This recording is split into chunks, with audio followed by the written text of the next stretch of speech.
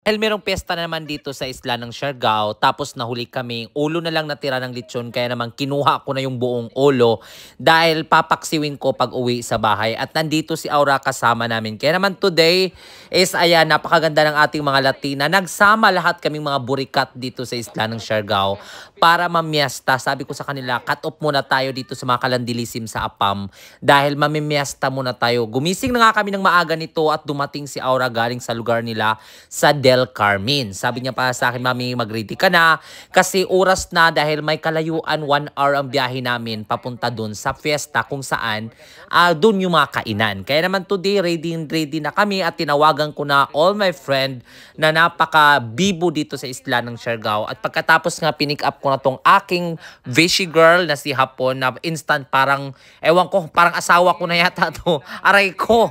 Kaya naman nagdatingan ng ating mga pinakamagagandang mga friend ng mga Burikat Lisim dito sa isla ng Siargao. Syempre ako yung kwan nila, mami nila dito at ako yung kwan nila, ambassador dun sa Kaburikatan Lisim. Dahil may kalayuan pa yung kwan namin, so kaya sabi ko kailangan ini-enjoy namin. Alam mo ba, pagpunta pa lang namin dun sa place is na rain or shine Lisim kami.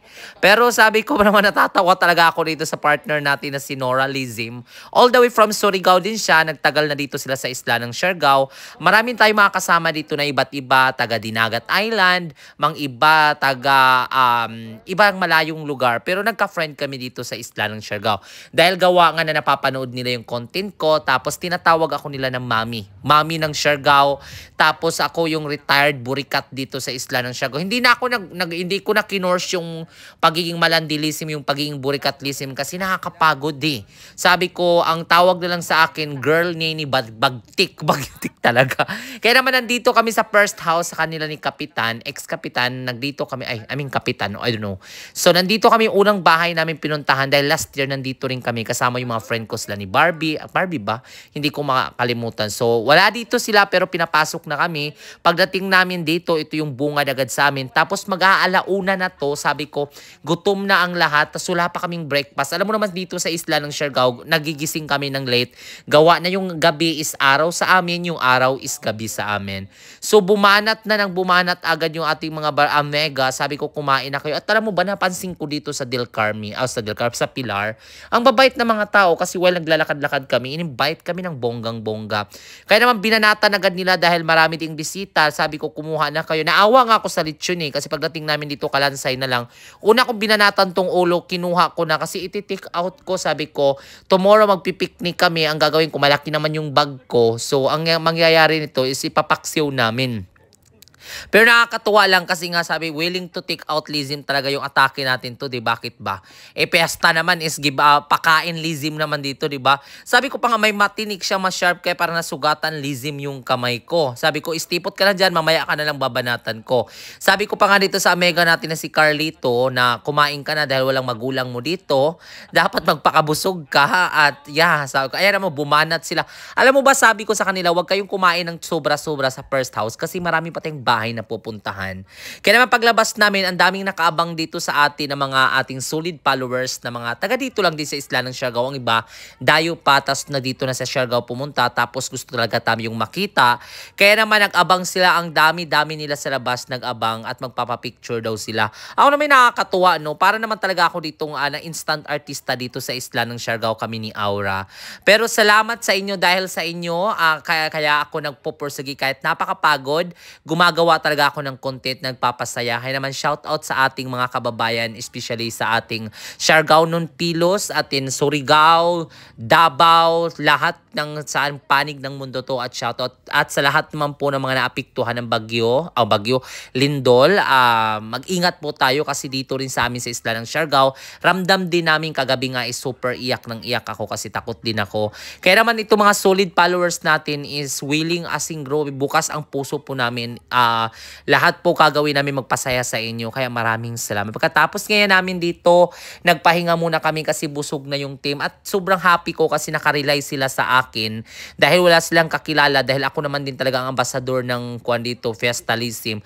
So nakarely sila sa akin kung makakakain o hindi. Sabi ko, pasok tayo ng pasok bawat bahay na kahit hindi natin kilala. Kaya naman dito may naglalakad kami dito. May nag-approach din sa amin na si Kuya. Siguro napapanood din nila. Ang family nila nila is Solyoso. Kaya naman shoutout. Sabi pa nga ni Kuya ng Design, kumain na ba kayo? Tara, pasok tayo sa bahay. Alam mo ba, pasok namin dito, ang dami nilang handa at nakita rin natin ang aming konsihal GC. Ayan. Natapos ito yung mga handa nila. Sabi ko, ang dami nilang handa. Tapos marami silang mga dessert. Kaya naman dito kami nagtagal. I think 2 hours to 3 hours kami nagtambay dito. Sabi ko pa nga sa team namin, sabi ko sa team ko na dapat kanina kasi hindi kayo kumain ng marami. Ayan tuloy, busog na kayo. Kaya dito hindi na kayo masyadong, hindi na kami kumain dito dahil pero nag-offer din naman si Kuya. Ito yung mama nila. Shoutout ate sa Family Solyoso, the best kayo. The best kayo, the rest. Kaya naman pagkatapos namin kumain doon, sabi ko mag-ikot-ikot na lang muna tayo kasi nga sobrang busog na kami, dalawang bahay na yung napasukan namin. Pero yung una, doon kami nagbumanat talaga. Yung pangalawa, ako kasi is small eater lang ako. Kaya naman nag-ikot-ikot muna kami kasi naghahanap kami ng makantahan or videoke. Dito ko napansin sa isla ng Siargao kung gaano pa nga generous kind ang mga tao. Dahil kahit hindi nila kami kilala. Minsan maraming napapanood ako dito sa vlog. Kaya naman sa atin lahat ng mga Siargao noon, don't forget to like and share and please share this vlog para kung saan tapos tag me kung saan marami pang piyesta dahil susugod lizim ako. Kaya naman dito nag-ikot-ikot kami kasi naghahanap kami ng karaoke na makantahan pero walang karaoke. Buti na lang ito nakita namin tong bahay dito nila ni Sir at ito yung friend ko. Dati ako din yung mami-mami nitong aking friend na to kaya naman tinawag kami. Tapos pagpasok namin dun sa loob is napakarami rin tao. Kaya sabi naman ako is tao din naman tayo. Tara pumasok tayo. Nandito na nga kami sa loob is ito yung third batch namin. Sabi ko sa nila kumain na ulit kayo. Sabi nila na busog naman kami. Gusto na lang namin mag-chill-chillism. Pero nakakita nga ako maya-maya ng karaoke. Ang ganda talaga ni Carlito, no? So, ayan. So, ayan pa. Ito yung kumain. Tapos marami pa talaga silang ulam. Sabi ko, bumanat na kayo dito. Sila ni Aura is kasi pag first house pa kasi kumain na talaga si Aura, si Moana, and ang aking friend na si Hapon. Ayan. And also may pamangkin na isa. At kaya naman bumanat na rin dito si Carlito ng kumain ng bongga. Alam mo, natutuwa talaga ako kasi si Carlito is go na go. Kahit saan, dalhin mo. Tapos ito nga dito is nagkakantahan kami. Pagkatapos namin dito kantahan, sing along lisim. At ito sila yung family nila. At shoutout sa inyo. Salamat, nakalimutan ko po yung apelido ng family nyo. Pero thank you so much for being generous and kind na pinapasok nyo kami sa bahay. At si Sir, hello Sir, see you around in this island. And gusto ko magkita-kita pa rin tayo. Salamat po, and marami. Kaya naman naglalakad na kami papunta dun kung saan kami makakahanap. Pero sabi ko, we're tired enough kasi paggabi na rin. Nagmula kami, kanina mga 12 plus kami. 12 kami dumating plus, I think. Tapos nakauwi kami is mag-aalas 6. Sabi ko pa nga is back to duty na tayo dahil mga apamlism na tayo. Ito na yung motor, kinuha na namin yung motor. Sabi ko pa nga na uwi na rin talaga tayo kasi masyadong kalayuan yung place namin. 1 to 2 hours, 1 hour and a half yung biyahe namin. At sobrang the best talaga yung driverlism ko dahil he sticker me a lot. Like in the same time, ang galing-galing talaga ng araw namin is sulit yung Sunday namin. Kaya maraming salamat. And also, thank you so much and see you sa next fiesta. Kaya naman kung taga dito ka Pilar, don't forget to like and follow this vlog. Thank you.